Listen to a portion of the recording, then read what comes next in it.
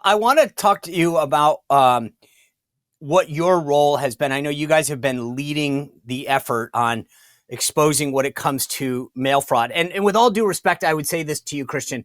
Before you did it, Jimmy Carter did it. He wrote a report about the dangers of mail fraud. President Trump on August 18th put out this truth. He said, I'm going to lead a movement to get rid of mail-in ballots. And also, while we're at it, highly inaccurate, very expensive and serious controversial voting machines. All right, I have two questions for you. The first one is this. What authority, because a lot of the immediate reaction of the media was the federal government has no role in state elections, local elections. Therefore, the president is toothless when it comes to this. So number one, does he have any power to act on this? And then secondly, considering that you guys literally have been the leaders in this effort, sounding the horn to the dangers of mail-in ballots, what are those dangers and where are we in terms of exposing it and getting rid of it? So if we can address the first one first, does he have the authority to address this? And then secondly, what do we need to worry about with mail-in balloting? There's a couple easy things that can be done. First of all, a whole bunch of federal dollars through the Help America Vote Act and the Election Assistance Commission. I know that's a bunch of Washington letters, but a bunch of federal dollars, millions of dollars, went to states to pay to encourage mail voting in 2020. We can do the opposite. We can say, if you want these HAVA dollars, if you want these federal dollars, stop with the crazy mail voting. Stop accepting ballots for days or weeks after the election is over. That's the first thing, is cut off the money. Why are we doing that anyway? I mean, I guess my question is, why are we spending federal it seems to me that was pretty agenda driven. Yeah, go back to 2020. Hundreds of millions of dollars went to states to buy things to let them do mail voting better or at all. Printers, scanners. They hired people in Philadelphia to work for the city to go door to door to encourage people to vote by mail. That's how bad it got in 2020. So what you do is the flip side. You say, if you want these federal dollars ever again, you get rid of mail voting. So that's the first thing. Second thing. The Fifth Circuit Court of Appeals has ruled you can't accept ballots after Election Day in the mail. We sued North Dakota to stop it because they did 3 weeks. We lost on standing, not the merits. Our plaintiff didn't have standing. What the president can do is instruct his Justice Department to go after the states that are accepting mail ballots late. Now, this case is going to get to the Supreme Court in months, if maybe out of Mississippi. But for now, announce that if you're accepting mail ballots late, you're violating federal law. That's another thing that can be done right away. Now, you had a second question for me. Sorry to jump in on this video, but if you're thinking about a great dinner, I've got the perfect solution for you. Riverbend Ranch Steaks. They are absolutely amazing. You cannot get these in grocery stores. And frankly, they're better than anything you can get in a steakhouse. Go to riverbendranch.com. Use code Sean for $20 off your first order. riverbendranch.com. For your first order, use code Sean. And by the way, the hot dogs, the beef jerky, everything else is phenomenal. From the ranch to your table, riverbendranch.com. Use code Sean. So obviously there's the legal authority of President Trump, which you just answered. But then the bigger and broader question is, what do we need to know? Because so here's the deal. Just to call it out, I think there's a difference between mail-in voting and absentee voting. Okay. Of course. In Virginia, we had absentee ballot, and you had one of 13 excuses. I'm going to be working during the hours of the voting, and I'll be traveling. I'm sick and I'm infirmed and I can't make it to the polls. So I believe in absentee ballots. I've been in the military 26 years.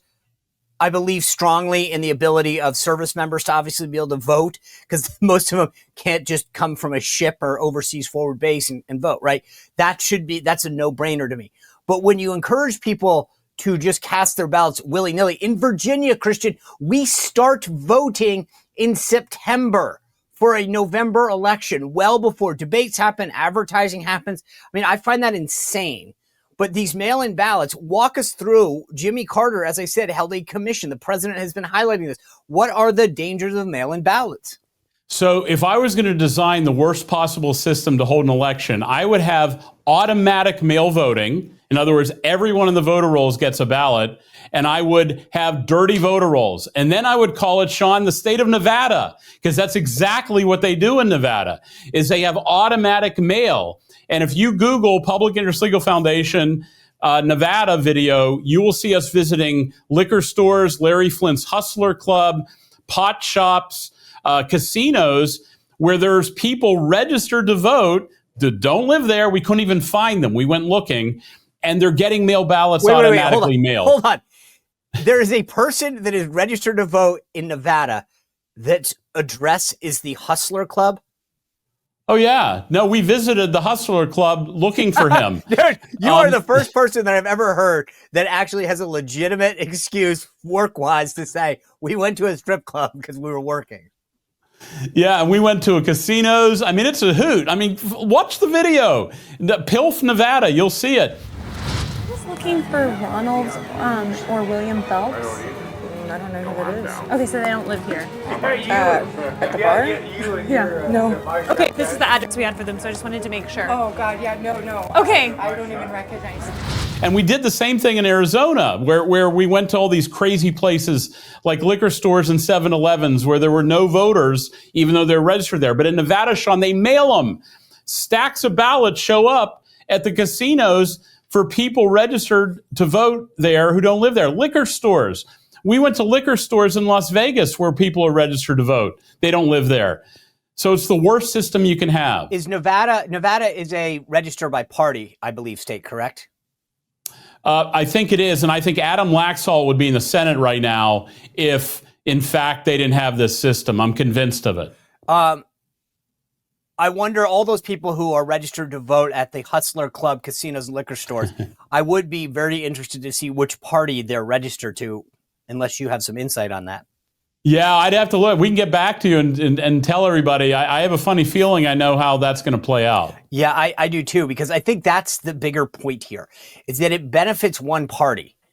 There's no reason. I mean, to your point, like, I don't find it, the excuses are flimsy. It's like, oh, they're being disenfranchised. Like, I'm sorry, they're dead or they're registered to live at a business, whether it's a strip club, a liquor store, or a construction place or a Home Depot. That obviously that's not a residence. And I think that should send red flags off. But I actually think it would be fascinating to really start to show how many of these people are registered by party or have voted in a Democratic caucus or primary. Yeah, well, look, the problem in Nevada is acute, and everything goes downhill from there. California's terrible. Oregon's terrible. Wisconsin is bad. They're not following their own state law there. We had to sue them at Green Bay. The election officials there actually admitted in our lawsuit they didn't even know what the law was. So this level of lawlessness, it combines with these broken systems to really create a problem in the integrity of our elections. So let's just be clear about this. Oregon, California, Wisconsin. You know what's kind of a common theme, the through line in each of those? They all have Democratic governors, don't they? Yeah. So is this more than that? Is that literally what are the other really egregious states that refuse to do anything about this kind of stuff? Yeah, Pennsylvania is bad, Michigan's bad. And here's what it is, Sean. It's not only are they Democratic governors, but because they drink the progressive Kool-Aid, the election officials, the governors, we have a case in Pennsylvania where Trump voters got death threats in the mail. Literally, I'm going to kill you because you have a Trump sign in the mail. This isn't like they heard about it. I mean, they got a letter and they opened it. But you have a governor in Josh Shapiro who talks about political violence and then doesn't do anything about it when it shows up. And so you have these progressives in charge of these states that have drank the Kool-Aid that nothing is wrong, nothing needs to be fixed, and they don't care about people who aren't like them. That's what it boils down to, is Josh Shapiro doesn't care about Trump voters because he's not a Trump voter. Jocelyn Benson doesn't care about conservatives because she's not a conservative. And that's what drives their actions and their exercise of their petty power. We've talked about dead people and people who clearly aren't living at the place. How bad is it? You mentioned people who are not in this country legally. How bad is that problem? Because let me just lay out my premise for you. If you go and give everyone a driver's license And then in many of these states, you're not allowed to ask their citizenship. And in fact, they're encouraged to get one. And then you need that same piece of information to register to vote. The excuse that I hear from Democrats, Christian, is, oh, that's illegal. So let me get this straight. You came into the country illegally. You're staying here illegally, but the threshold of your crime will stop when it comes to voting, which, by the way, if you vote for one party, they'll probably help you stay in the country illegally. So it's in your benefit to break the law once again. I find that to be a pretty flimsy argument, but how big of a deal is it? Well, look, we've researched this. We've gotten the records of people who registered to vote as non-citizens. Some of their excuses are crazy. Like in one Pennsylvania document, they said, I thought I was registering for the school student council election. I mean, these crazy excuses. Now, Sean, often it's third-party groups like LULAC and MALDEF who are going and doing third-party registration drives. That was the number one reason in North Carolina why foreigners were getting on the rolls, was third-party registration drives. So, look, it is a problem. It is not fixed by merely saying, like you said, oh, I promise I'm not breaking the law. But that's what the Democrats in Congress will say. Like, I can hear it in my head. Well, they have to affirm under penalty of perjury that they're a U.S. citizen. Yeah. It's not working. By the way, I want to go back to mail-in voting for 1 second, because one of the things that the president said that I thought was fascinating, I didn't know this, and I don't know if you know it, but he said we're like the only country in the civilized world that allows mail-in voting. Yeah, PolitiFact, by the way, jumped on that. And PolitiFact, by the way, if you know what they are, they're a progressive left-wing propaganda outfit that claims to be a fact checker. What they do, they did a big story on this. And like, is this true or not? What's the truth-o-meter? It is pretty much totally true. There's only a couple places that allow mail-in voting. Most places think it's nuts, because it is. You don't want to trust the post office, the people who bring you your neighbor's mail, with running an election. It is a disaster, and it's a sad state of affairs. This is an example of how the left wing sets up C3s, like PolitiFact, Media Matters, all these propaganda outfits to attack and smear. You know, after I testified to Congress, PolitiFact doubted something I said, and we gave them the proof. We sent them the documents, and they never heard from them again. You don't get a truth meter, positive rate from PolitiFact if you're a conservative. They exist to attack President Trump on this issue, but he's 99% right, but not a PolitiFact. I know. I love how they'll say almost every country in the world does, but right. Zimbabwe, which is technically does allow it in certain cases. Like they don't actually, it's not a fact check, right? It's a narrative check, because it's not actually about the truth. I always tell people, I wrote this in my first book, Mike Pence gave a speech and he said something like, more Americans than ever are employed. That's a factual truth. Like there's no debating that. PolitiFact fact checked him and said, what Pence said was out of context because the country has grown. And so he should have stated it in the context of overall population, which it's fairly consistent. And I was like, wait a second. What he said was true, but it's like saying, it's like walking up to an individual and giving them a compliment. Wow, you look nice tonight. And PolitiFact would come in and say, well, Spicer gave them a compliment that they looked nice tonight. He failed to mention that their shoes were untied when he did it. Yeah, I'm going to call out one of them who does elections. Her name is Amy Sherman. Okay. Amy Sherman is an abject propagandist for the left. Where does she work? And she deserves no credibility whatsoever. Where is she? She's at PolitiFact. I mean, really? She does elections for PolitiFact, and she's an absolute hack propagandist that should not be taken seriously. All right, we've talked about the bad guys, like the Nevada, the Michigan, the Wisconsin, California. What states are doing this well? Oh, this is so good to answer. I'll give you a couple examples. Florida is just terrific. They've done everything right. We have a report called From Worst to First. They used to be the worst. Now they're in the first place. What makes them bad? Frankly, what got them there? Like, walk me through what they did to earn an A. They get results in on election night because they Crazy. speed mail ballots. They do all the things right with mail. They allow you to use a wide variety of information to keep the voter rolls clean. They have statutory gateways for information that allow you to clean the voter rolls. They have committed elected officials like Cord Bird, Don Palmer, who was there. Unlike Jocelyn Benson, all the progressives, these guys want to get the job done. Mississippi does a great job. Tennessee does a great job. Virginia sometimes, but there's other states that are doing a good job. West Virginia, Mac Warner cleaned up West Virginia. You remember 20 years ago, Sean, West Virginia was a punchline with elections. Yeah. You know, the coal country was like some of the most corrupt stuff you could have. Mac Warner cleaned that up in West Virginia, and now his brother's doing the same. So there are some bright pockets. There's names I haven't mentioned that are also there that deserve some credit, but Florida really leads the pack. So as I said, I live in Virginia. I've been voting here for almost 30 years. How do we do here in Virginia? Pretty good, but you know, things got so completely partisan under the previous administrations that it became very difficult to untangle. They embedded progressive C3 employees inside election offices to do work for free, essentially.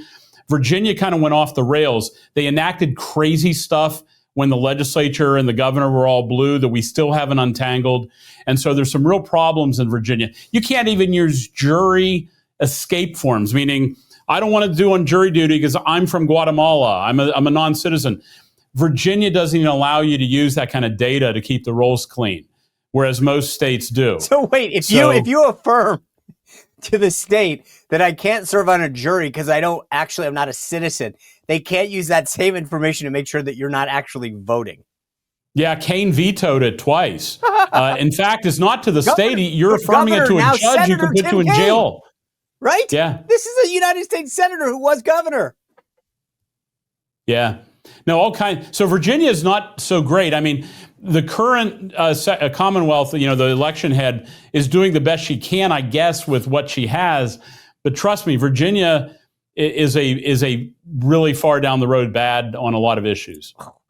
The last thing I want to touch on with you is this battle on redistricting. I talked to Governor Perry of Texas about this. You guys have been very involved in this. What have you guys done to make sure that we expose the left's hypocrisy on this issue? Well, litigating and winning, I guess, would be the short answer. But what happened was we got involved in a case out of Galveston a couple years ago where I said, let's kill this thing called coalition districts. This is the case to do it. We showed up. We went to trial. We took it to the Fifth Circuit, and we got an en banc, meaning the entire Fifth Circuit reversed itself. 20 years of jurisprudence that allowed Black and Hispanics to combine to form Democrat districts. That's what started this whole snowball going with what's happening now in Austin, is taking race out of the equation is what we tried to do. So I had Harmeet Dillon on the show. She's the Assistant Attorney General for Civil Rights. She was referring to a case. This is your case? Yeah, this was my idea, actually. I don't like to focus on that, but Joe Nixon here at PILF and I, when we saw the Galveston case cooking, we flew down there and told the Galveston they can win this case with a silver bullet. And again, it's called Jingles One. It's this ancient idea from 30 years ago that you can combine races. We said this is the case to kill it. So we pled it. We won in the Fifth Circuit, and that's what opened up the floodgates for Texas to do this redistricting. Is that case that we won called Petaway v. Galveston. But I think the broader point in this, Christian, is that, and this is what Harmeet said, they have been forced to redistrict. Yes, it is obviously, but like you guys won this case, which made them do it. So the Democrats saying Republicans are just doing this in the middle of, a normal 10-year cycle, it's not accurate, right? Because the court was saying you guys need to comply with this new Galveston ruling. Not so much. What the court actually did was give them a reason to do a mid-cycle because the law changed. Okay. But they didn't have to do it. The court didn't force them to do a statewide redistricting, but it gave them the green light to do it. There's a difference between giving someone the green light and shoving them through the intersection. And what the court did was give them a green light to do redistricting because of this court win. Okay.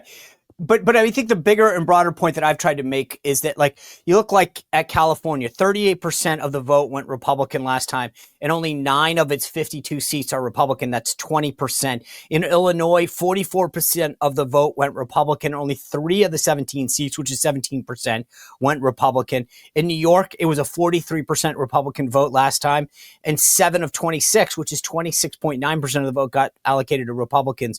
In Maryland, it's 34% Republican, and only 12%, 1 of the 8 seats, actually went Republican. And in Oregon, well, Oregon went 41% Republican. Only 1 of the 6 seats are allocated to Republicans, which is 16%. And then lastly, New Jersey, 46% of New Jerseyans voted Republican last time, and only 25%, 3 of the 12 seats. Democrats have no problem doing this when it benefits them. Well, don't forget, in Dallas County, Texas, they decided to wipe out all Republicans on the county council. Same with Harris. They said, hey, that's Houston. They said, hey, let's get rid of every single Republican. Let's wipe them out. And they did redistricting specifically to wipe out every last Republican from county council. Unbelievable. Christian, I got to thank you and everyone there at the Public Interest Legal Foundation for what you're doing to fight this fight, because election integrity may not be the sexiest thing in the world, but it's critical to maintaining. When they talk about democracy being under attack, this is really democracy under attack. And what you guys are doing to fight the good fight, I can't thank you enough for doing that. Thank you for joining us today and sharing all this information with us.